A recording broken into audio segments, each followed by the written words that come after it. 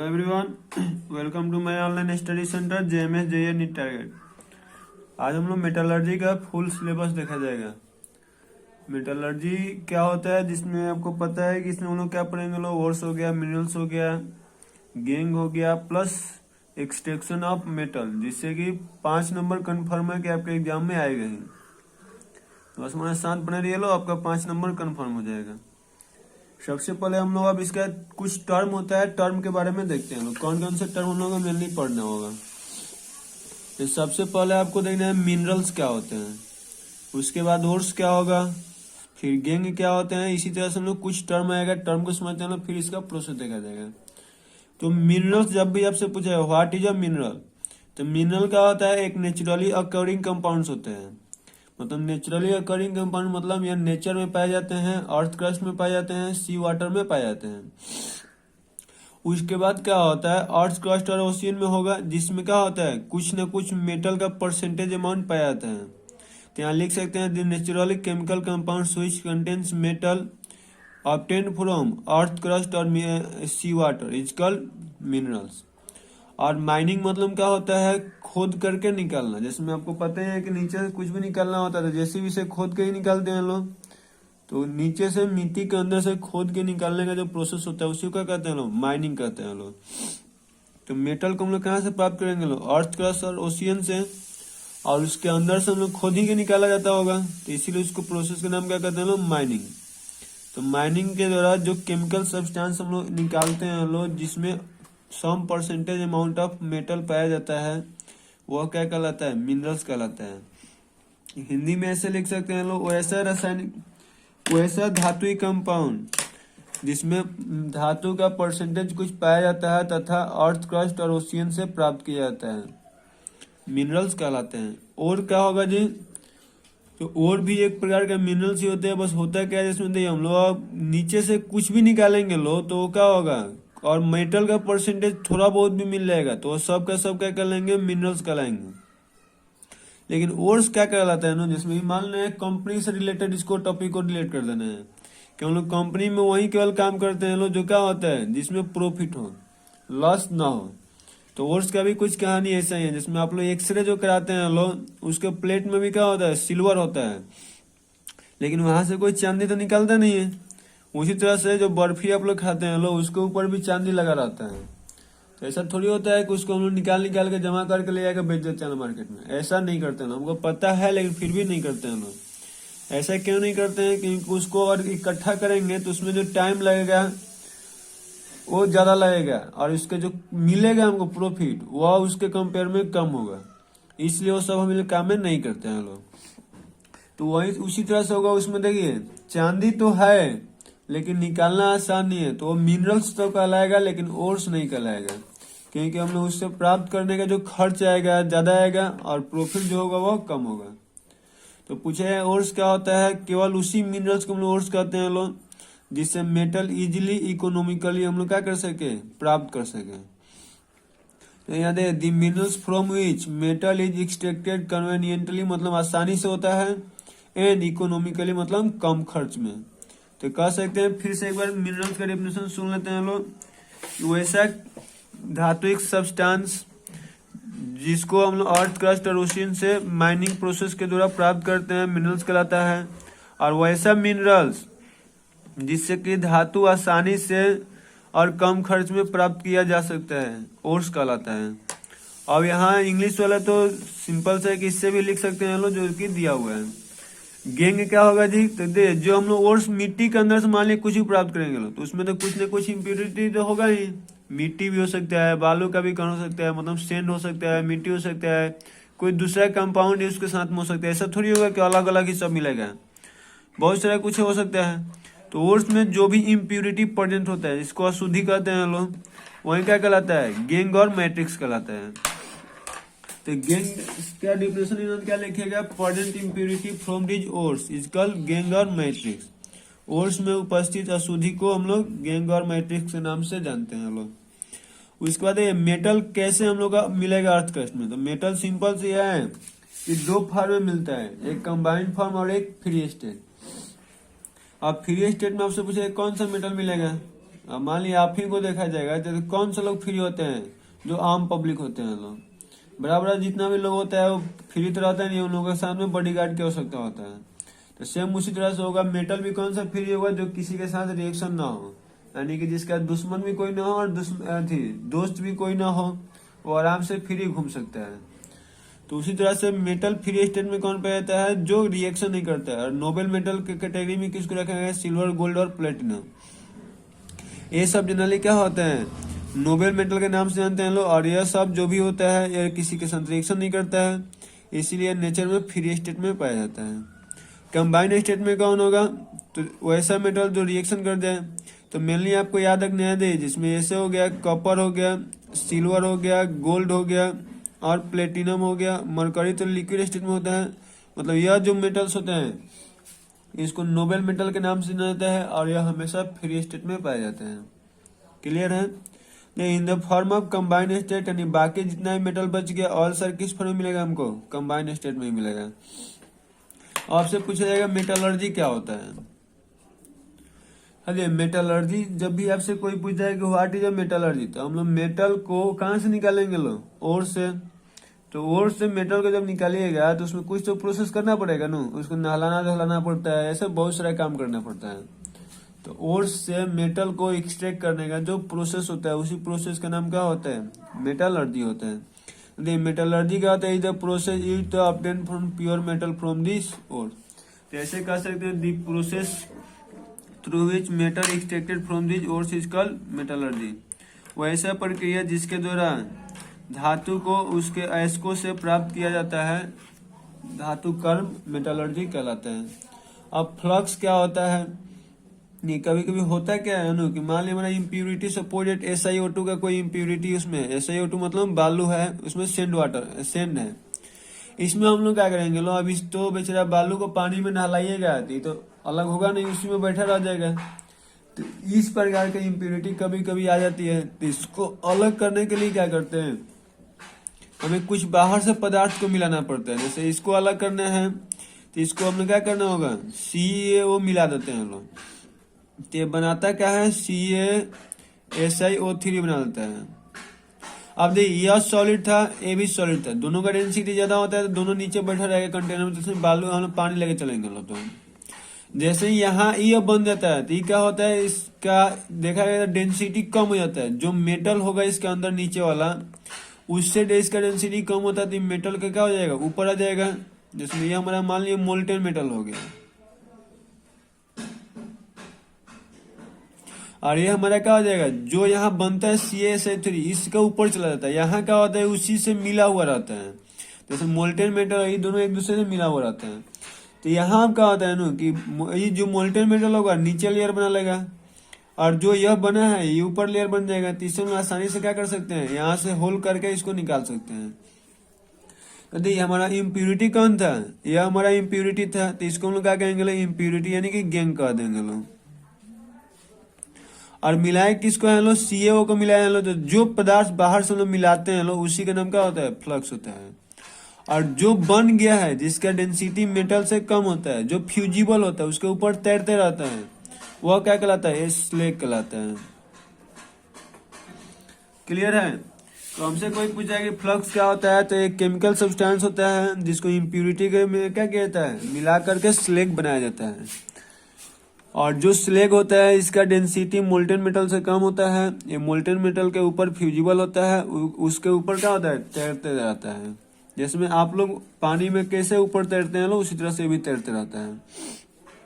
यानी क्या होगा, this substance which is added in the ores to convert non fusible gangue to fusible compound. मतलब non fusible मतलब कि जो तैरने वाला ना हो, उसको फ्यूजिबल कंपाउंड बनाने के लिए यानी कि स्लैग बनाने के लिए हम लोग क्या करते हैं लोग, यूज करते हैं लोग। जो बाहर से पदार्थ को मिलाया जाता है वही क्या कहलाता है, फ्लक्स कहलाता है।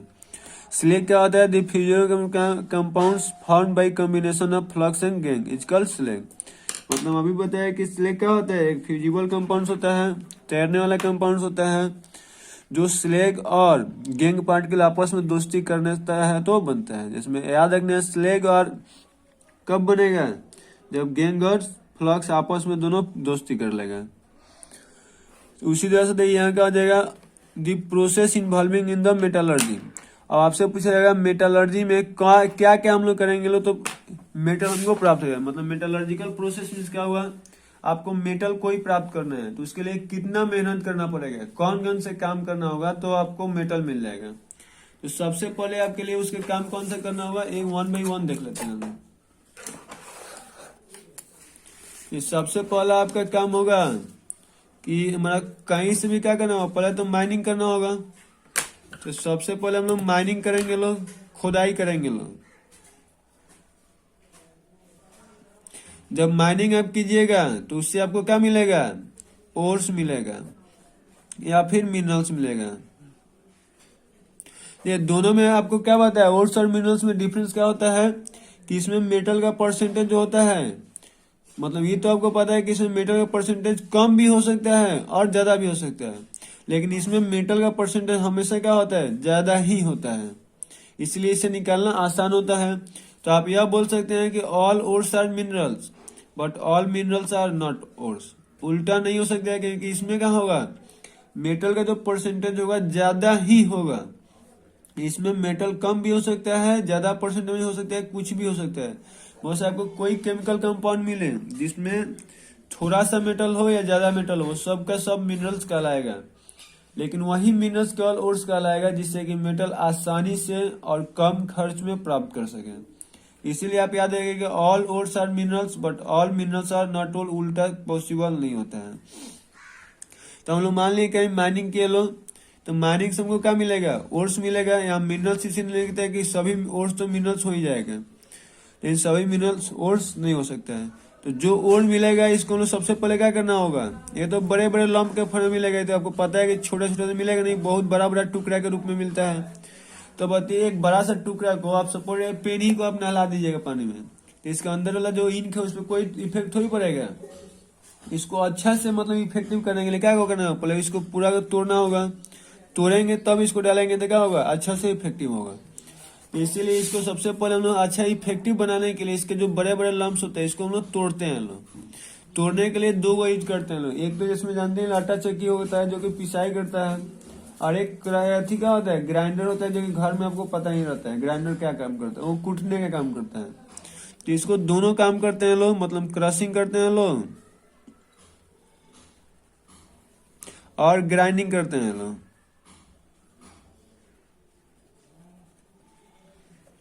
तो क्रशिंग और ग्राइंडिंग करने से क्या होता है, पाउडर फॉर्म में बदल जाता है, तो पाउडर ओर मिल जाता है। और जो पाउडर ओर मिलता है इसको हम लोग क्या करेंगे, लो अब इसको नहलाया धुलाया जाएगा, मतलब इसमें क्या करेंगे, जो इम्प्यूरिटी होगा उसको थोड़ा सा बाहर निकाल। सपोज मान लीजिए सिक्का आपका है, मिट्टी पे गिर गया है, 2-4 दिन के बाद आप जाइएगा तो उसमें पूरा मिट्टी लगा रहता है, तो आप उसको मिट्टी से अलग करने के लिए क्या करते हैं, उसको नहलाते हैं, मतलब पानी में से धोते हैं ना जी। तो मतलब वहाँ हम लोग प्रोसेस क्यों अप्लाई किए लोग, क्योंकि सिक्का से जो हमारा था मिट्टी को हटाने के लिए। तो उसी तरह से हम लोग यहाँ भी करते हैं लोग, जिसमें खुद भी समझ लीजिए 2-4 दिन नहीं नहाते हैं लोग तो मिट्टी देह पर आ जाता है, तो उसको हटाने के लिए फिर क्या करना होता है, नहाना पड़ता है। उसी तरह से यहाँ भी जो पाउडर और हम लोग माटी के अंदर से निकाले ना लोग, उसके अंदर क्या होगा, बहुत सारा मतलब इम्प्योरिटी होगा। तो कुछ इम्प्योरिटी होगा जो कि आसानी से निकल सकता है, कुछ इम्प्योरिटी के लिए बहुत सारा कसरत करना पड़ता है।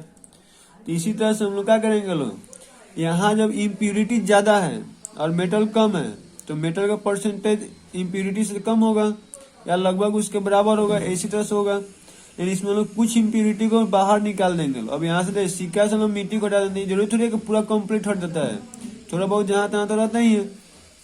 उसी तरह से यहाँ भी होता है कि मेटल का जो परसेंटेज होता है और बढ़ाने के लिए और इम्प्यूरिटी का परसेंटेज घटाने के लिए जो प्रोसेस काम करने के लिए लाया जाता है वो प्रोसेस क्या कहलाता है, कंसंट्रेशन कहलाता है। तो हम लोग क्या कहेंगे लोग, कंसंट्रेशन ऑफ ओर्स। तो जब ओर्स को कंसंट्रेशन कीजिएगा तो यहाँ से क्या मिलेगा, कंसंट्रेटेड ओर मिलेगा।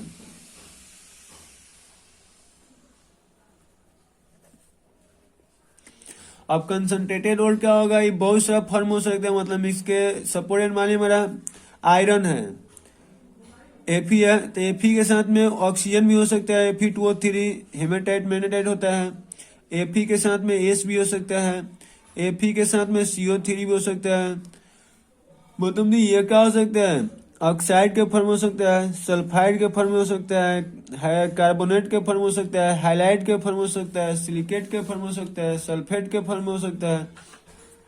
मीन्स ये बहुत सारे अलग अलग फॉर्म में हो सकते हैं। मतलब यहाँ तक हम ये भी क्या किया लो कि जो मिट्टी वोटी ऐसा जैसा था जिसको नहाने धोने से अलग हो सकता, मतलब सिंपल प्रोसेस से जो अलग हो सकता था, यहाँ से केवल उसको अलग किया। लेकिन यहाँ अभी क्या होगा, कंपाउंड के फॉर्म में यहाँ मिक्सचर इसको मिलेगा। यहाँ इसके जो मिल रहा है वो अलग अलग फॉर्म में कंपाउंड के रूप में मिलता है। तो इसको तो सिंपल में अलग नहीं करेंगे, इसके लिए हम लोग को अलग अलग प्रोसेस करना पड़ता है। तो फिर अभी भी तो यहाँ इम्प्योरिटी तो है, लेकिन यह क्या कहलाएगा, कंसंट्रेटेड ओर्स कहलाएगा। तो इस इम्प्योरिटी को अलग करने के लिए अब यहाँ से मैंने क्या होता है, जो भी कंसंट्रेटेड ओर्स होगा ये किसी फॉर्म में क्यों ना, जिसमें सल्फाइड हो, ऑक्साइड हो, या कार्बोनेट हो, या सिलिकेट हो, या हाइलाइट हो, कुछ भी हो, इसको यहाँ से मेरा काम बस एक ही होता है कि इसको ऑक्साइड में कन्वर्ट कर देना है। ओर्स कन्वर्टेड इनटू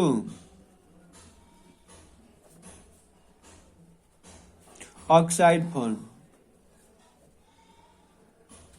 अब ओर्स को ऑक्साइड फॉर्म में कैसे भी कन्वर्ट करेंगे तो हमको क्या मिलेगा, ऑक्साइड ओर्स मिलेगा।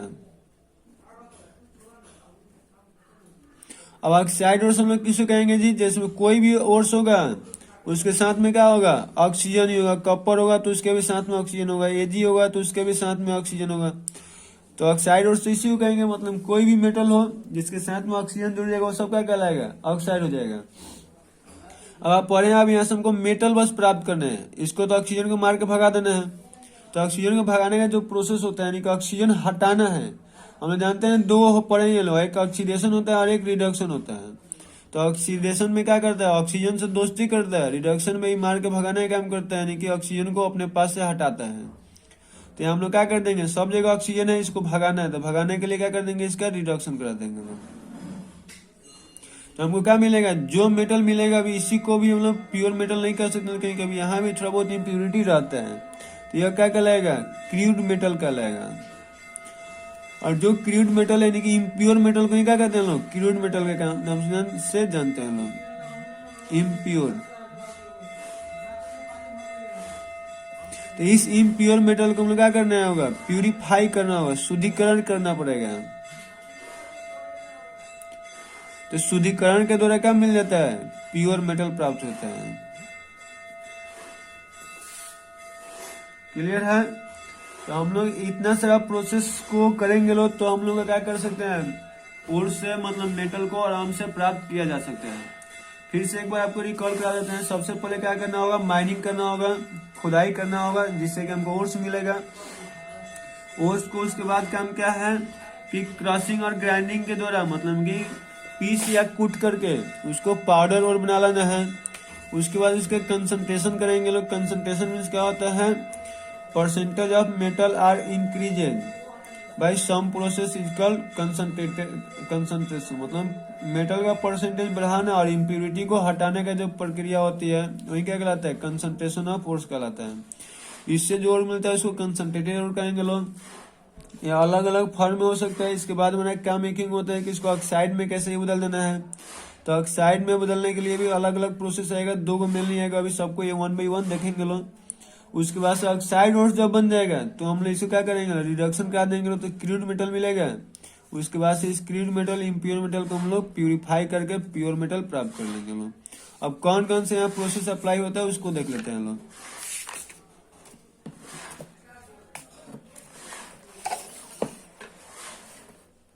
देखिए सबसे पहले हमारा यहाँ ओर्स हो गया। ओर्स को देखिए क्या किया गया है, और हो गया।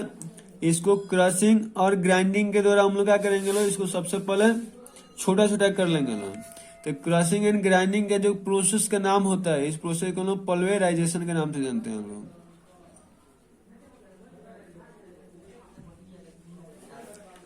ठीक है, तो पल्वेराइजेशन क्या हो जाएगा, जब ओर्स को क्रशिंग एंड ग्राइंडिंग के द्वारा हम लोग अलग करते हैं लोग। और उसके बाद लेविगेशन मतलब क्या होता है, वो सब अलग करने का प्रोसेस होता है। उसके बाद हम लोग क्या करेंगे लोग, ओर्स को कंसंट्रेशन करेंगे लोग। तो कंसंट्रेशन के लिए दो तरह से मेनली प्रोसेस चीज किया जाता है, एक फिजिकल कंसंट्रेशन मेथड होता है और एक केमिकल कंसंट्रेशन मेथड होता है।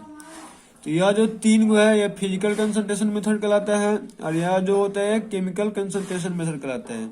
इस तीनों को 1 बाय 1 अभी अच्छे से पढ़ा जाएगा, टेंशन नहीं लेना है।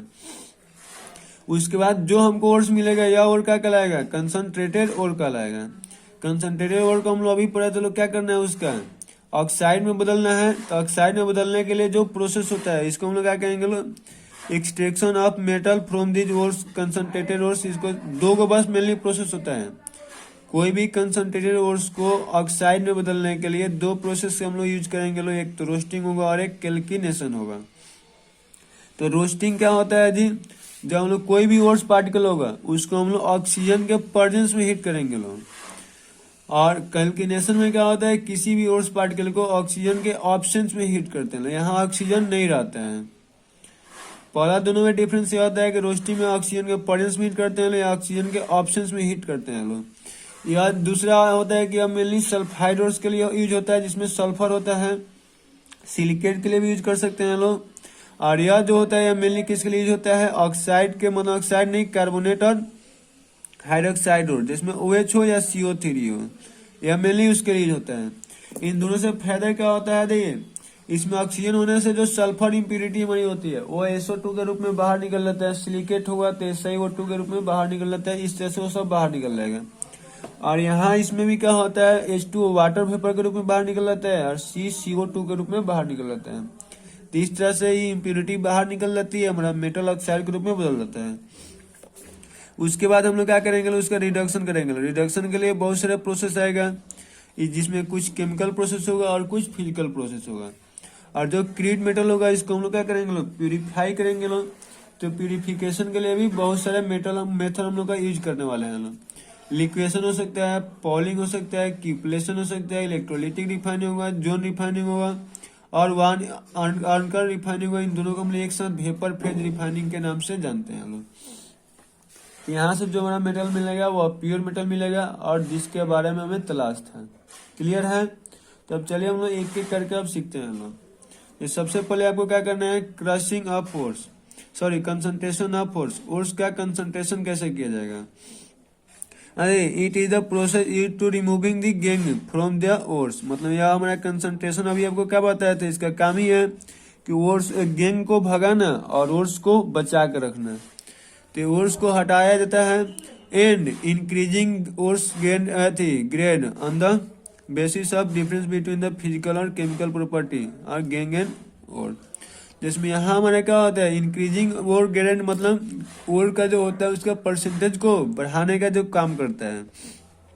और यह जो होता है डिपेंड्स करता है कि मतलब हम लोग किसके लिए किसका यूज करते हैं। जिसमें केमिकल प्रॉपर्टी और फिजिकल प्रॉपर्टी पे इसका डिपेंड है। जिसमें अब ऐसा सिंपल में सोचना है कि आटा से चोकर को निकालना होता है तो उसके लिए चलनी का यूज करते हैं लोग, लेकिन वही गेहूं से कंकर को निकालना होता है तो हाथ का यूज किया जाता है। वहां तो कोई चलनी का यूज नहीं कर पाते हैं लोग। उसी तरह से हो गया, गेहूं में मिट्टी होता है तो उसको नहला दिया जाता है तो अलग हो जाता है। तो अब यह देखना पड़ेगा कि कौन सा मेटल है और उसके साथ इम्प्यूरिटी क्या है, उसके लिए सुटेबल मेथड क्या होगा, उससे हम लोग अप्लाई कर सकते हैं। किसी के लिए किसी भी चीज को अप्लाई नहीं किया जा सकता है। सबसे पहले यहाँ क्या होता है, लेविगेशन और ग्रेविटी सेपरेशन। जिसमें लेविगेशन और ग्रेविटी सेपरेशन क्या होता है, तो ये आपको पता है ग्रेविटी किस में लगता है, डेंसिटी में। जिसमें आपको जब भी ग्रेविटेशनल फोर्स की बात की जाए तो याद रखने को किसके लिए काम करता है, डेंसिटी के लिए होता है। ग्रेविटेशनल फोर्स डेंसिटी पे डिपेंड करता है। तो हम लोग लेविगेशन यानी कि ऐसे क्या होता है, जो भी आपका लेविगेशन का प्रोसेस होगा उसको हम लोग क्या करेंगे, उसके एक और नाम होता है हाइड्रोलिक वॉशिंग। तो वो किस पर डिपेंड करेगा, डेंसिटी के। ओर्स और गैंग पार्टिकल जो होगा उसका डेंसिटी डिफरेंस होगा, तो ही हम लोग इस मेथड का अप्लाई कर सकते हैं लोग। तो याद रखिए पहला जो होगा लेविगेशन जो भी होगा वो क्या करेंगे लोग, कब अप्लाई कर सकते हैं लोग, जब डिफरेंस इन डेंसिटी होगा। किसमें ओर और गैंग पार्टिकल में। ओर और गैंग पार्टिकल की डेंसिटी अलग अलग होता है तो हम लोग इस मेथड का अप्लाई कर सकते हैं लोग। और यह जो मेथड होता है मेनली किसके लिए होता है, कार्बोनेट ओर्स के लिए होता है। तो लेविगेशन आपको बस ऐसे कोई पूछ जाए तो याद रखिएगा किसके लिए हुआ, कार्बोनेट ओर्स के लिए। इसमें होता क्या है कि हम लोग मान लिया यहाँ पानी रख लिए लोग, एक इसमें बड़ा कर देता है और एक को छोटा कर दिया जाता है, ठीक है। और इसके लिए हम लोग क्या करते हैं लोग, यहाँ से हम लोग इसको एक वाटर थी प्रेशर के द्वारा भेज देते हैं लोग, और यहाँ पे इसको झरना की तरफ बना देता है। जिसमें खैनी का खेती देखे होंगे लोग, तो उसमें इसी तरह से पानी डालते हैं या फूल पर पानी डालने के लिए यूज किया जाता है। यहाँ से हम लोग वाटर लेवल को प्रेशराइज करके भेजेंगे लोग, और ऊपर से क्या करेंगे लोग, ओट्स और गेंग पाउडर और जो होगा ऊपर से डाला जाता है। तो ये आएगा तो इसमें क्या होगा, इसके साथ ही झरना के रूप में इसलिए प्रेशर से निकल जाता है ताकि ओट्स को अच्छे से उसमें डिजल्व कर ले। और जब दोनों का डेंसिटी इक्वल तो है नहीं, अलग अलग दोनों का डेंसिटी है, तो जिसका आपको पता है कि डेंसिटी ज्यादा होगा वो नीचे आकर बैठने लगेगा, और जिसका डेंसिटी कम होगा ऊपर ही रह जाएगा। और ऊपर रहेगा तो एक छोटा रहता है, नहीं कि क्या होगा, इधर से आके वो जो इम्प्यूरिटी रहती है इधर आकर के गिर जाता है। तो इस तरह का जो प्रोसेस होता है इसको हाइड्रोलिक क्लासिफायर कहा जाता है।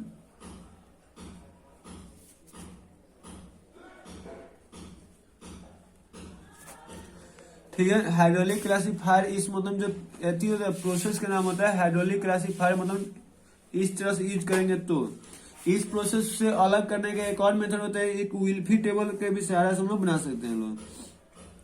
जिसमें एक ऐसे एक टेबल बना देते हैं जिसका नाम क्या होता है, विल्फी टेबल होता है। इसमें पाउडर और को रख दिया जाता है, और उसके साथ तो गेंग होगा ही, तो गेंग प्लस पाउडर और ऐसे इसमें डाल दिया जाता है। और यहाँ पे एक कंटेनर है, उसके बाद से जो क्या रहता है वाटर यहाँ से वॉश कर देता है। वॉश मतलब मान लिया कि यहाँ से पानी को भेजना स्टार्ट कर देता है। जब पानी आएगा तो इसमें मिलवे करेगा, मिलेगा तो क्या होगा, ओवरफ्लो होगा, क्योंकि तो भरेगा ना जी, तो ओवरफ्लो होगा तो इसमें आएगा, फिर यहाँ से भी मिलेगा कुछ, फिर ओवरफ्लो यहाँ आएगा, फिर यहाँ भी होगा, और लास्ट में आकर इसमें गिर जाता है। तो होगा क्या कि जिसका डेंसिटी कम होगा ये तो वाटर के साथ नीचे आ जाएगा, जिसका डेंसिटी कम होगा वो यहीं पर आ जाता है। तो इस तरह का जो प्रोसेस होता है इसका नाम क्या होता है, विल्फी टेबल। और ये भी क्या कहलाता है, ग्रेविटी सेपरेशन मेथड प्रोसेस के अंतर्गत ही आता है। तो ग्रेविटी सेपरेशन दो मतलब मेथड के द्वारा हम लोग कर सकते हैं, एक तो हाइड्रोलिक क्लासिफायर के द्वारा और एक विल्फी टेबल के द्वारा। एक और चीज में दिया था, इसको थोड़ा वाइब्रेट करा देते हैं लोग। इसको वाइब्रेट क्यों कराया जाता है, क्योंकि आपको देखिए सिंपल से पाउडर बोले नहीं, आटा हो गया, तो आटा में जब ऊपर से पानी डालिएगा तो वो नीचे वाला थोड़ी घुलता है, वो तो नहीं घुलेगा। तो इसलिए इसको थोड़ा वाइब्रेट करा देते हैं लोग, ताकि इसमें जो ओट्स और पाउडर गेंग पार्टिकल अच्छे से मिक्स होते रहे। क्लियर है। तो जो लो डेंसिटी वाला होगा यहाँ आएगा, जो हाई डेंसिटी वाला होगा यहाँ आएगा।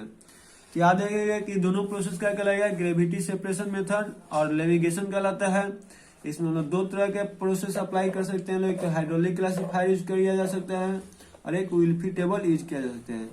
यह प्रोसेस अप्लाई कब करेंगे लोग, जब डिफरेंस इन डेंसिटी होगा, किसमें किसमें, ओट्स और गेंग पार्टिकल में।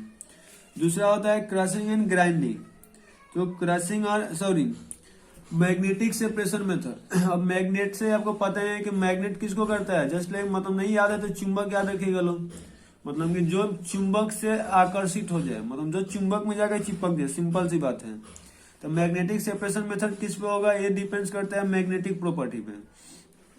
और इसमें जो हम लोग अभी पढ़े लो, ओट्स और गेंग पार्टिकल हो गया, ओर और गेंग हो गया, तो इसमें क्या होना चाहिए, एक मैग्नेटिक होना चाहिए तो दूसरा नॉन मैग्नेटिक होना चाहिए, और दोनों यार मैग्नेटिक हो जाएगा तो सिंपल सी बात है दोनों जाकर चिपक जाएगा, तो फिर अलग कैसे होगा। तो आप याद है मैग्नेटिक सेपरेशन प्रोसेस में क्या होना है, वहां ग्रेविटी हम लोग डेंसिटी ले चले थे, क्योंकि ग्रेविटेशनल फोर्स डेंसिटी पे डिपेंड करता है। और यहाँ मैग्नेटिक सेपरेशन क्या करता है, मैग्नेटिक फील्ड पे डिपेंड करता है। तो मैग्नेटिक मतलब जिसका मैग्नेटिक प्रॉपर्टी अलग अलग, यानी कि एक कह सकते हैं चुंबकीय हो और दूसरा अचुंबकीय हो, एक मैग्नेटिक नेचर का हो दूसरा नॉन मैग्नेटिक नेचर का हो, मतलब एक चुंबक से दोस्ती कर ले और एक उससे दूर ही रहे। तो यह जनरली किसके लिए होता है, आयरन के ऑक्साइड से हम आयरन को अलग करने के लिए करते हैं लोग। उसमें सिलिकॉन जो सिलिका जो होता है आयरन के ऑक्साइड में, मतलब मिट्टी जो होता है वो नॉन मैग्नेटिक होता है, और आयरन के ऑक्साइड क्या होता है, मैग्नेटिक नेचर का होता है।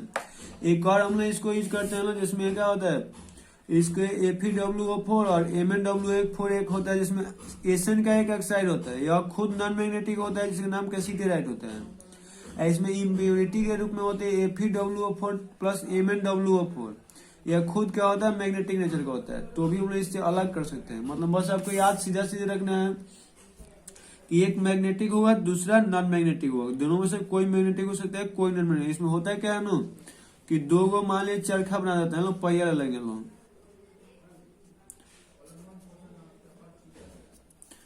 सेम यहां भी ऐसे ही किया जाएगा।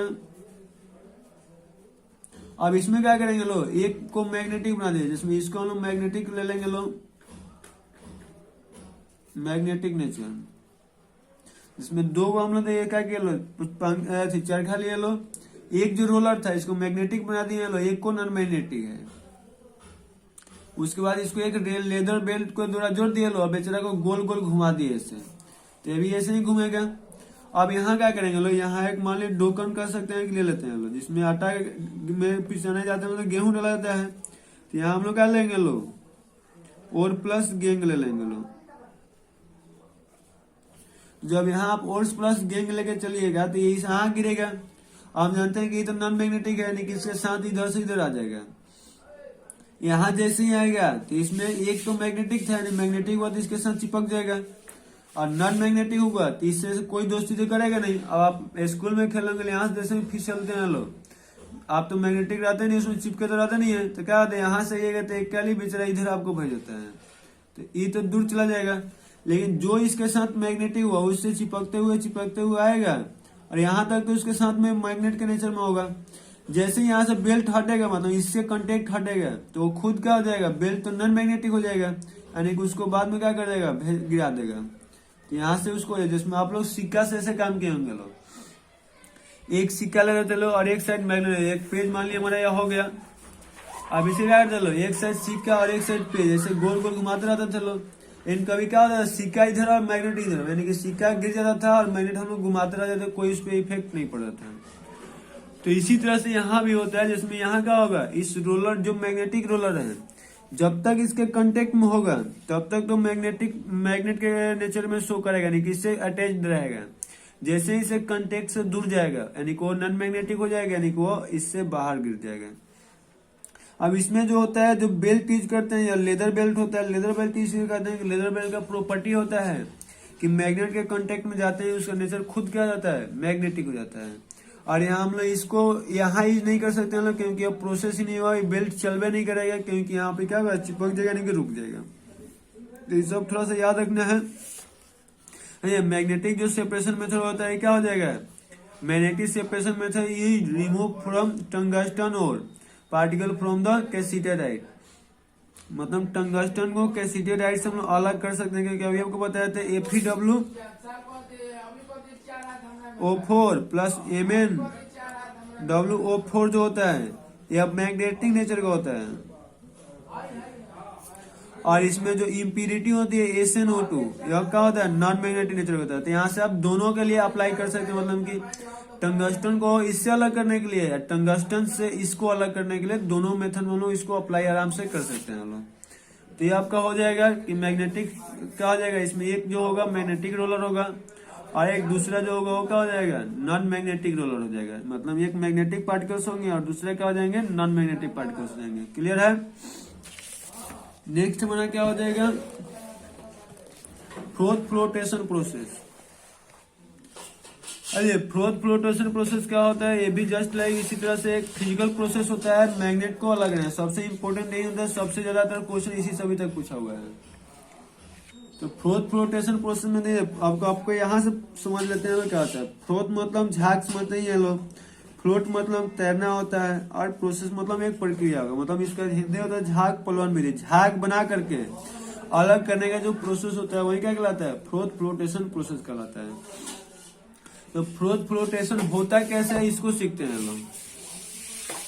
ये सबसे पहले इसमें क्या होता है ना कि हम लोग एक क्या करेंगे लोग, ये मेनली सल्फाइड ओर्स के लिए होता है, और इसमें जो सल्फाइड ओर्स होगा उसको ले लेंगे लोग। इसमें उसके बाद क्या करेंगे लोग, कुछ पाउडर और ले लेंगे लोग सल्फाइड ओर्स, उसके बाद पाइन वाले लिए जाएगा, उसके बाद सोडियम और पोटेशियम जेंथेट ले लेते हैं लोग। वो सब क्या करता है, इसका फ्रोथर का काम करता है, झाग बनाने का काम करता है। सबको एक साथ इसमें मिला के पानी में, मतलब सबको एक साथ डाल दिया जाएगा। उसके बाद से हम लोग क्या करते हैं लोग, एक रही समझते होंगे जिसमें ऐसे हम लोग यूज करते हैं लोग काम करने के लिए, उसमें हम लोग एयर के साथ में उसको पास करेंगे लोग। तो जैसे ही इसमें आएगा ऐसे इसमें कुछ प्रोसेस इसका होता है। एक कंटेनर लेंगे लोग जिसमें वाटर पूरा भरा होगा, इसमें मान लीजिए पानी है, इसमें अलग से क्या डाल देते हैं लोग, सल्फाइड और होगा प्लस पाइन ऑयल होगा, प्लस और क्या होगा, सोडियम और पोटेशियम जेनथेट।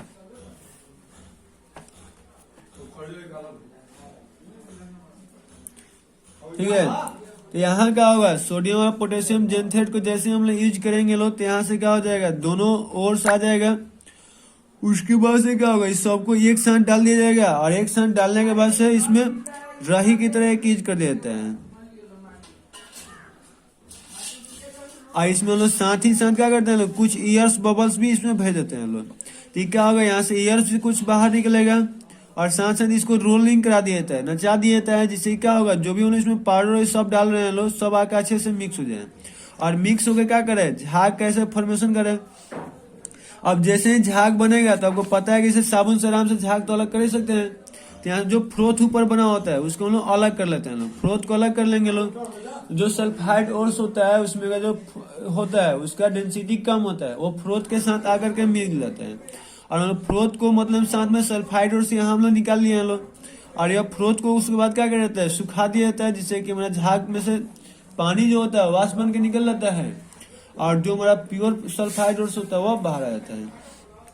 तो याद नहीं, फ्रोथ फ्लोटेशन मेथड किसके लिए अप्लाई होता है, मेनली यह सल्फाइड ओर्स के लिए होता है। इसमें बहुत सारा प्रोसेस होता है। एक तो यह हो गया, ये तो हमारा सल्फाइड ओर्स हो गया। पाइन आयल हम लोग यूज करते हैं लोग, यह क्या कहलाता है, फ्रोथन कहलाता है।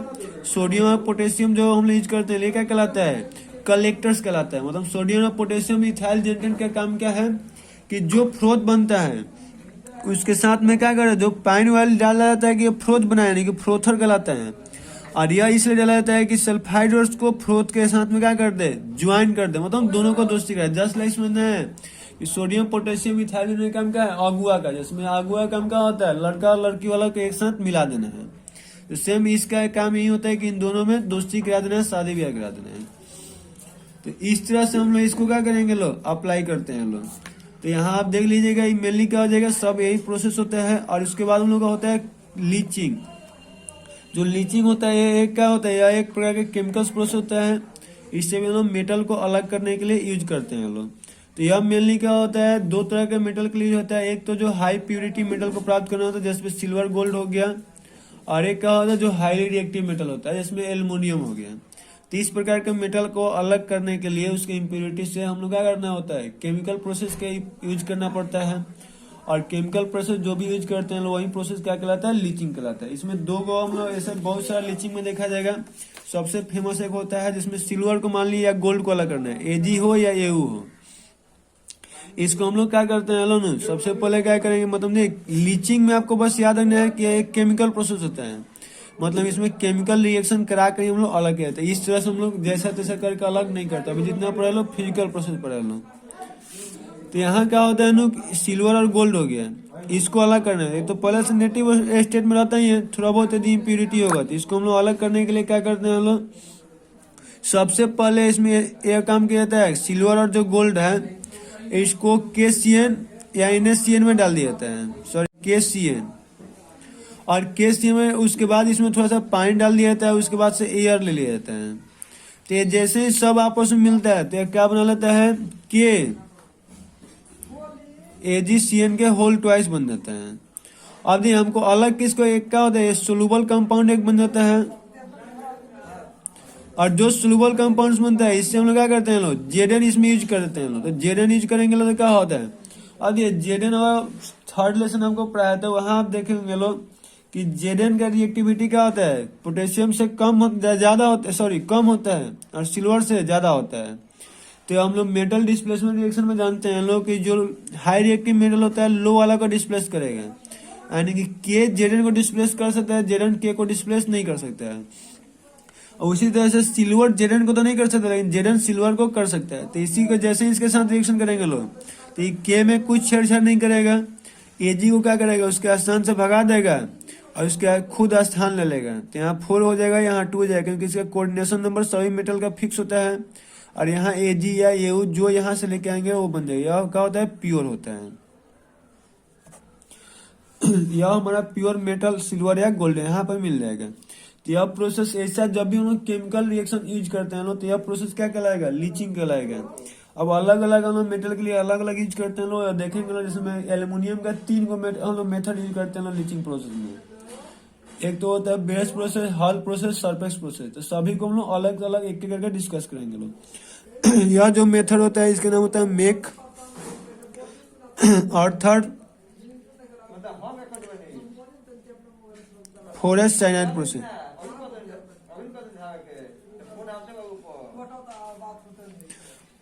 इसका नाम क्या होता है? मेक अर्थर फॉरेस्ट साइनाइड प्रोसेस होता है। ये याद रखिएगा, यह मेक अर्थर फॉरेस्ट साइनाइड प्रोसेस किसके लिए मिली होता है? सिल्वर और गोल्ड को अलग करने के लिए यूज करते हैं लोग। तो यहाँ आप देखिए, यहाँ आपको बस याद करना है लीचिंग क्या होगा। एक केमिकल प्रोसेस होता है जिसमें कुछ केमिकल सब्सटेंस को यूज करके सुटेबल से यूज करके उसको अलग करने के लिए काम करते हैं लोग। क्लियर है? यहाँ आपको एक ट्रिक बताया था। यहाँ बस देखिए होता है क्या है, कैसे कोई नहीं बताता है लोग। मेनली आप याद है कि यहाँ कौन सा मेटल यूज कर सकते हैं। बुक में जेडन दिया था इसलिए जेडन लेंगे, लेकिन जेडन ही नहीं कर सकते हैं। यहाँ आप एफी भी कर सकते हैं, एमएन भी कर सकते हैं। मतलब कैसे पता चलेगा कौन सा मेटल यूज करेंगे? तो इलेक्ट्रोकेमिकल सीरीज में के नीचे होना चाहिए और एजी के ऊपर होना चाहिए। इन दोनों के बीच में जितना मेटल्स आता है उस सबको हम लोग अप्लाई यहाँ से कर सकते हैं लोग। तो देखिए अभी हम लोग क्या पढ़ कंसंट्रेशन ऑफ ओर्स तो पढ़ चुके लोग। अब ओर्स को हम लोग अभी क्या देते लोग? Conversion into oxide form. मतलब ओर्स को ऑक्साइड फॉर्म में कैसे बदलेंगे लोग। तो उसके लिए हम अभी आपको बताया था कि दो ही प्रोसेस होता है। एक का नाम कैल्किनेशन होता है, दूसरा का नाम रोस्टिंग होता है। जो कैल्किनेशन और रोस्टिंग में अंतर भी पूछा गया है। मतलब इसका हिंदी क्या होता है? निस्तापन और जारन। इसमें अंतर क्या होता है? तो यह जो होता है कार्बोनेट ओर्स के लिए और हाइड्रोक्साइड और हाइड्रेटेड ओर्स के लिए यूज करते हैं लोग, जबकि वो होता है सल्फाइड ओर्स के लिए, सिलिकेट ओर्स के लिए, सल्फेट ओर्स के लिए यूज होता है। अभी जिस उसको देखेंगे लोग। इसमें लोग क्या करते हैं? ओर्स को ऑप्शंस ऑफ एयर्स में हीट करते हैं लोग और मेल्टिंग पॉइंट से कम तक हीट करते हैं लोग। तो जो ओर्स होता है अपने ऑक्साइड में कन्वर्ट होता है। जिसमें क्या होता है? It is a process in which ores is heating in the absence of air so as to converted carbonate ores into oxide. In this process is क्या होता है? मॉइस्चर जो होगा जिसमें वाटर हो गया उसको मॉइस्चर कहते हैं लोग। यह वोलेटाइल इम्प्योरिटी आर रिमूव। मतलब यह वोलेटाइल इम्प्योरिटी वाटर वेपर के रूप में बाहर हो जाता है। कार्बोनेट ओर्स हो गया, इसको गर्म करेंगे लोग तो Fe बन जाएगा प्लस सी के साथ में है तो CO2 बाहर निकल जाएगा। इधर Fe2O3 है डॉट X2 है तो यहाँ से Fe2O3 तरह आ जाएगा और X2 जो है वाटर वेपर के रूप में क्या हो जाएगा? बाहर निकल जाएगा। तो इस तरह जो प्रोसेस होता है वो क्या कहलाता है? कैल्किनेशन कहलाता है। नेक्स्ट है ये रोस्टिंग हो गया। तो रोस्टिंग में आपको अभी क्या होता है? इट इज द प्रोसेस होता है in which ores is heated in regular मतलब सप्लाई ऑफ एयर। मतलब इसमें क्या करते हैं? एयर्स को हम लोग लेके चलेंगे लोग at a temperature below the melting point. मतलब दोनों में हाई हीटिंग करते हैं लोग बिलो मेल्टिंग पॉइंट के of metal so to converted the given मतलब इन ऑक्साइड ओर्स। तो उससे क्या मिल जाएगा? ऑक्साइड ओर्स मिल जाएगा। It is also used to remove the impurity as a volatile oxide. और सल्फाइड ओर्स मतलब हम लोग जनरली इस मेथड के द्वारा क्या करते हैं लोग? बाय रोस्टिंग के द्वारा यूज करते हैं लोग। तो जो भी सल्फाइड ओर्स होगा इसी तरह से हम लोग प्रोसेस करेंगे लोग और इससे क्या हो जाएगा? This process is done in the reverberatory furnace. Reverberatory furnace क्या होता है जी? जिसमें लोग मेटल को क्या करते हैं लोग? हीट करते हैं लोग। तो याद रखिएगा, इसमें भी हमको पूछ सकते हैं लोग कि सल्फाइड ओर्स को जो प्रोसेस हम लोग यूज करते हैं लोग किस मतलब फर्नेस में किया जाता है। तो ये इसका किस में करेंगे लोग? रिवर्बरेटरी फर्नेस में करेंगे लोग। जिसमें देखिए यहाँ ZnS है, इसको O2 के साथ जिंक का ऑक्साइड बन जाएगा और SO2 बन जाएगा। इस तरह कॉपर का सल्फाइड ओर्स होता है तो CuS होता है तो कॉपर का ऑक्साइड बनता है प्लस SO2 हो जाता है। आयरन के साथ सल्फर होता है तो आयरन का ऑक्साइड प्लस SO2 बाहर निकलेगा। इस तरह से हम इसको अप्लाई करते हैं। स्लेग हो गया। स्लेग तो अभी आपको पहले ही बताया था कि एक मान लिया मेरा इम्प्योरिटी हो गया, इसके साथ हम लोग कुछ फ्लक्स यूज कर देंगे लोग तो इससे क्या बन जाएगा? स्लेग बन जाएगा। तो इससे जिसका की डेंसिटी क्या होता है? वाटर मेटल मोल्टेन मेटल से कम होता है, जो मोल्टेन मेटल के ऊपर फ्यूजिबल होता है, तैरते रहता है। नेक्स्ट हम लोग का स्टेप पढ़ना है reduction of oxide to metal.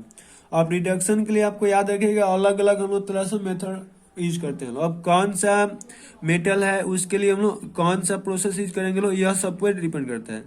तो सबसे पहले होता है सेल्फ रिडक्शन मतलब ऑटो रिडक्शन उसको भी कर सकते हैं लोग। तो सेल्फ रिडक्शन प्रोसेस किसके लिए करते हैं लोग? मेनली कॉपर के लिए, 3 गो मेटल के लिए इसको हम लोग मेनली यूज करते हैं लोग। एक तो कॉपर का ऑक्साइड होता है तो इसको क्या करेंगे लोग? O2 के साथ हीट करेंगे लोग तो Cu2S बन जाएगा प्लस Cu2O प्लस SO2 बन जाएगा।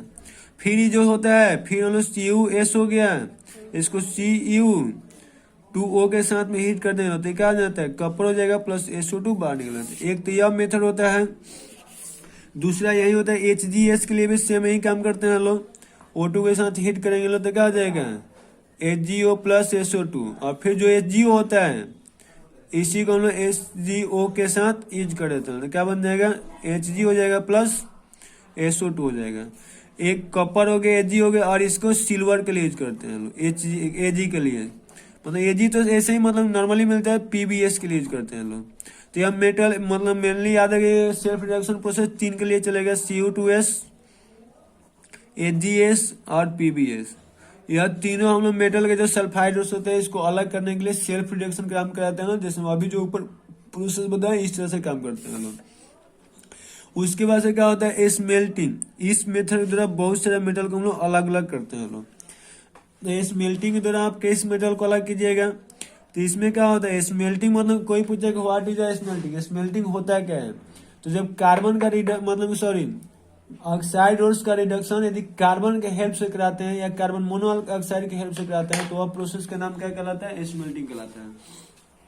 तो smelting is the process in which carbon और कार्बन मोनोऑक्साइड आर यूज। इस प्रोसेस में हम लोग क्या करते हैं लोग, CO या CO2 को यूज करते हैं, CO या CO2 को यूज करते हैं, को क्या, कार्बन मोनोऑक्साइड। यहाँ देख आ जाएगा this process is metal oxide is remove to metal, क्या लिखा है, C और CO2 यूज। तो यहाँ Fe2O3 या C यूज करेंगे तो Fe में बन जाएगा प्लस CO बाहर निकल जाएगा, या फिर इसको CO भी यूज करेंगे तो भी CO2 के रूप में बाहर निकलता है और Fe में मिल जाएगा। जिंक का ऑक्साइड है तो यहाँ कार्बन यूज करके हम लोग आराम से बाहर निकाल सकते हैं। अब किसके लिए कौन सा मेथड सुटेबल होता है, इसके लिए हम लोग एलिंगम डायग्राम को देखा जाएगा, उससे हम लोग बताया जा सकता है कि किसके लिए कौन सा मेथड सुटेबल होता है। तो आपको तो ही पता हो गया। उसके बाद देखिए हम लोग क्या होता है, एक एल्यूमिनोथर्मिक प्रोसेस होता है, एल्यूमिनोथर्मिक रिडक्शन। एल्यूमिनोथर्मिक प्रोसेस क्या होता है, इसके नाम ही में छुपा हुआ है कि मेटल के जो ऑक्साइड सोर्स होते हैं उसको एल्यूमिनियम के द्वारा यदि रिडक्शन कराते हैं तो वह प्रोसेस ही क्या कहलाता है, एल्यूमिनोथर्मिक प्रोसेस कहलाता है। और एल्यूमिनियम के द्वारा कौन कौन से मेटल का रिडक्शन कराया जा सकता है, इसके लिए हम लोग एलिंगम डायग्राम देखा जाएगा। वहां आपको उस डायग्राम के हेल्प से बता देंगे कि कौन कौन सा मेटल का आप एल्यूमिनियम के द्वारा रिडक्शन करा सकते हैं। तो आपसे पूछा जाएगा एल्यूमिनोथर्मिक रिडक्शन क्या होता है, तो क्या बताइएगा, जब एल्यूमिनियम के द्वारा किसी मेटल ऑक्साइड से उसके ऑक्साइड को रिडक्शन करने का जो प्रोसेस होता है एल्यूमिनोथर्मिक प्रोसेस कहलाता है। और रिडक्शन विथ हाइड्रोजन, हाइड्रोजन के द्वारा कौन सा मेटल का हम लोग अलग कर सकते हैं, जो इलेक्ट्रोकेमिकल सीरीज में इससे क्या होता है, नीचे होते हैं।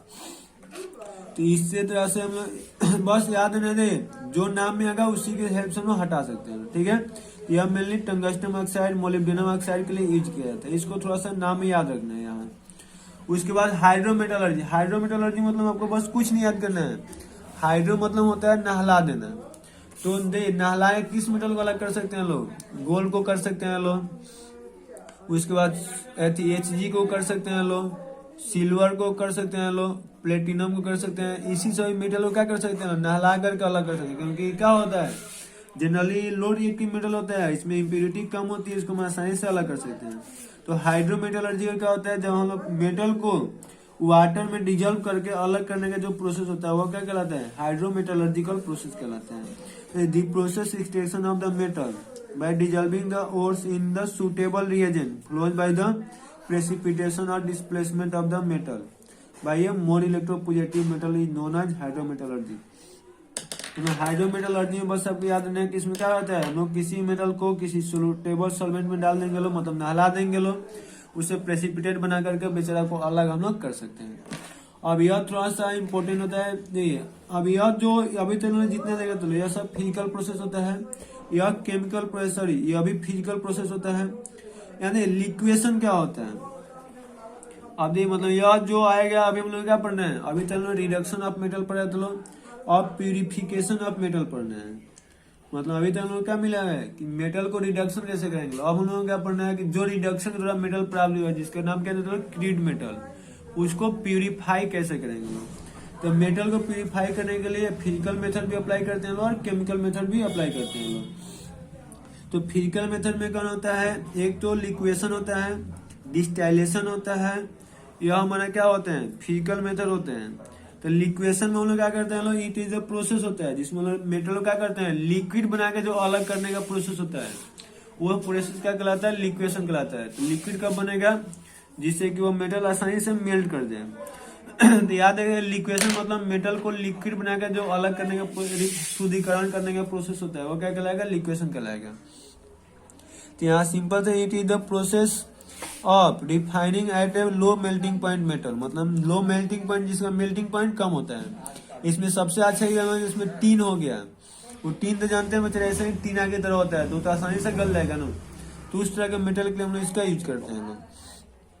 लाइक जैसे में क्या हो जाएगा, इस तरह के जो भी आपको मेटल मिलेगा जिसका मेल्टिंग पॉइंट कम होता है। और ये जोन रिफाइनिंग डिस्टिलेशन इसी तरह से एक प्रोसेस होता है। तो डिस्टिलेशन के द्वारा आप कौन से मेटल को अलग कीजिएगा, रिफाइनिंग कीजिएगा, तो ऐसा मेटल को हम लोग डिस्टिलेशन से अलग करते हैं जिसका मेल्टिंग पॉइंट क्या होता है, सॉरी बॉइलिंग पॉइंट कम होता है। तो डिस्टिलेशन बस अब क्या है, डिस्टिलेशन क्या होगा, एक वो भी फिजिकल प्रोसेस होता है प्यूरिफाई करने के लिए, जिससे कि हम लोग लो बॉइलिंग पॉइंट मेटल से अलग करते हैं हम लोग। अब यह जोन रिफाइनिंग जो हो गया, यह क्या होता है, एक केमिकल प्रोसेस होता है। तो जोन मतलब आपको पता ही चला है कि एरिया एक होता है, क्षेत्र का नाम, क्षेत्र जोन मतलब क्या होता है, एक क्षेत्र हो गया। तो इसमें मान लीजिए हमारा एक ऐसे हम लोग रोलर डालेंगे, इसमें बहुत सारा हमारा मेटल को डाल देंगे लोग, और इसमें एक रोलर लगा, हीटिंग रोलर लगा देते हैं।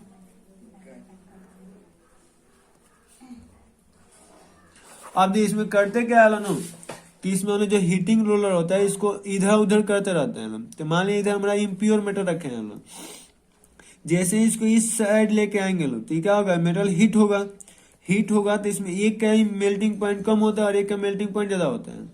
तो इम्प्योरिटी जो भी मान लीजिए है उसका मेल्टिंग पॉइंट ज्यादा है और मेटल का ही मेल्टिंग पॉइंट कम होता है। तो क्या होगा, इस जिसमें इसमें आएगा और इसमें आके इसके साथ मेल्ट कर देगा, मेल्ट करेगा तो इस पर से इस पर आ जाएगा और फिर क्या हो जाएगा, ऐसे बार बार इसको करने से जो भी यहाँ का इम्प्योरिटी होगी वो इधर ही रह जाएगा और जो मेटल होगा वो मेल्ट कर करके एक दूसरे साइड आ जाएगा। तो इसीलिए इसको जोन रिफाइनिंग क्यों कहते हैं, क्योंकि दो जोन में बांट देता है। एक जोन हो जाएगा इम्प्योर मेटल इम्प्योरिटी का और एक जोन हो जाएगा प्योर मेटल का। तो इसीलिए इस प्रोसेस का नाम क्या होता है, जोन रिफाइनिंग होता है। क्लियर है, तो इसको अच्छे से देख लीजिएगा लोग। और यहाँ फिगर के द्वारा ड्रॉ किया गया है, फिगर से आपको समझा देते हैं कैसे इसको ड्रॉइंग करेंगे लोग। नहीं, जिसमें यहाँ हमारा हो गया, यहाँ क्या हो गया, प्योर मेटल आ गया है। यहाँ मोल्टेन मतलब हम लोग जोन ले लिया जिसमें हीटेड रोलर होता है, मूविंग मतलब फर्नेस हीटेड रोलर। और यहाँ इम्प्योर मतलब होगा जिस तरह इम्प्योरिटी है, इसको आगे पीछे देखिए इधर लेके जा रहे हैं लोग।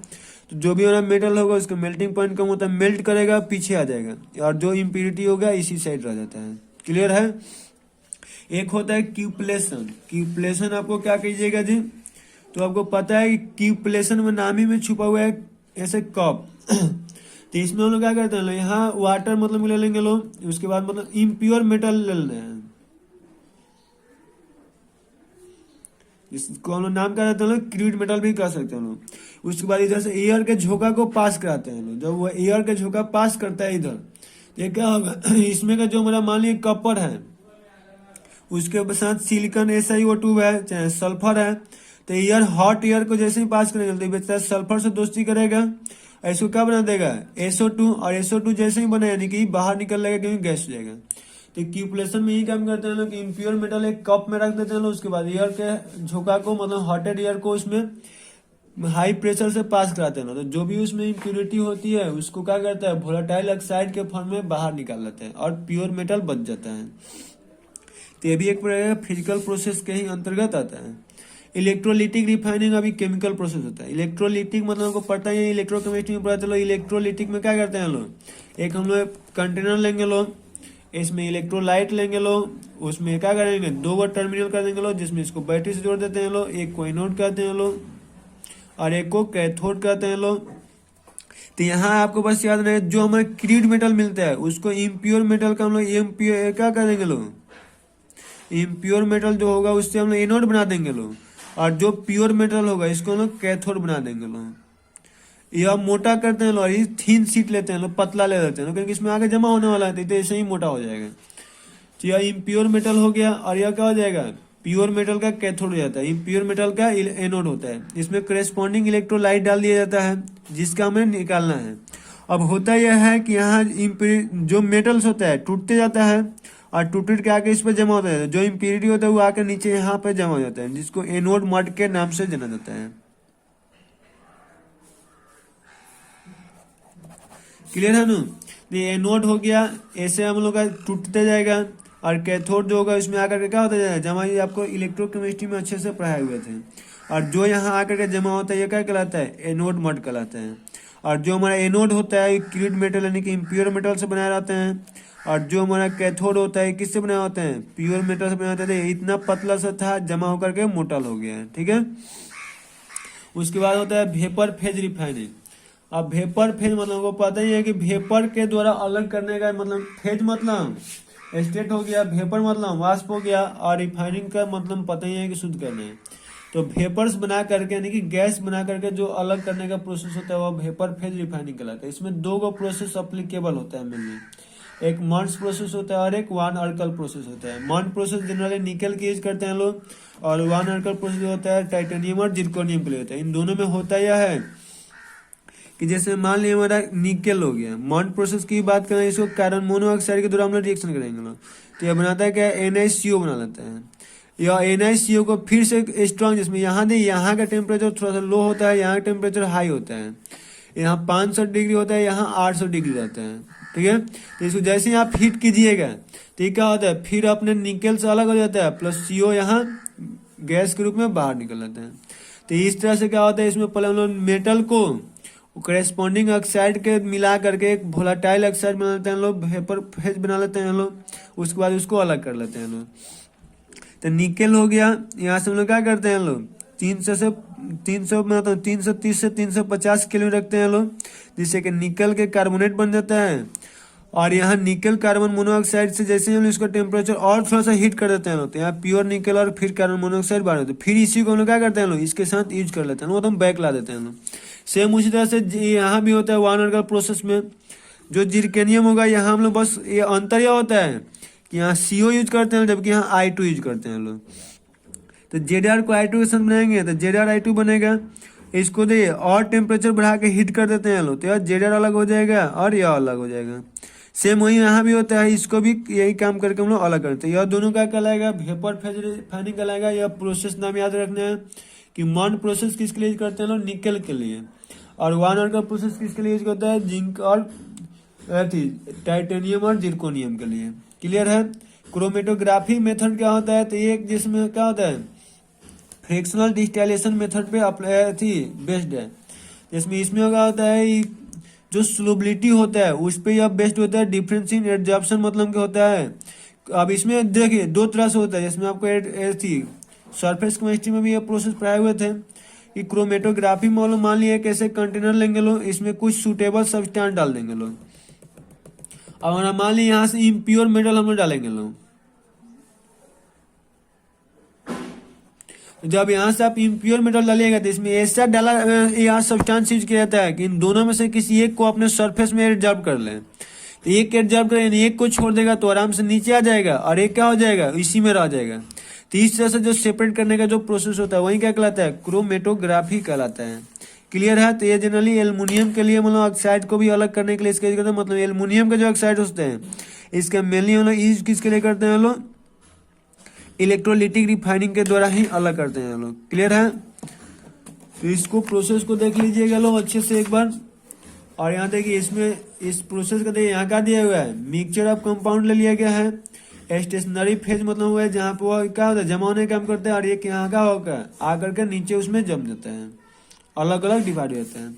नेक्स्ट क्या होगा, थर्मोडायनेमिक प्रिंसिपल ऑफ मेटलर्जी। अब थर्मोडायनेमिक प्रिंसिपल ऑफ मेटलर्जी जो है नेक्स्ट लेक्चर में हम लोग देखा जाएगा। और मतलब कि इसमें आपको बस यही एक है थर्मोडायनेमिक प्रिंसिपल ऑफ मेटलर्जी है, जो कि अच्छे से एक बार दिखा जाएगा इसका एप्लीकेशन क्या होता है, कैसे ग्राफिकली बनाया जाता है, जिसमें एलिंगम डायग्राम क्या होते हैं। और इसके बाद आपको अलग अलग मेटल का एक्सट्रैक्शन कैसे करते हैं। इसमें आयरन का मेटलर्जी क्या होगा, कॉपर का क्या होगा, जिंक का क्या होगा, क्रोमियम का क्या होगा, इस सब का हमने 1 by 1 करके स्टडी करने वाले हैं। तो आई होप कि आपको यह अभी तो अच्छा लगा होगा। इसको अच्छे से देख लीजिएगा लोग और नोट कर लेना है। देन आफ्टर में फिर मिलते हैं ना नेक्स्ट लेक्चर के साथ।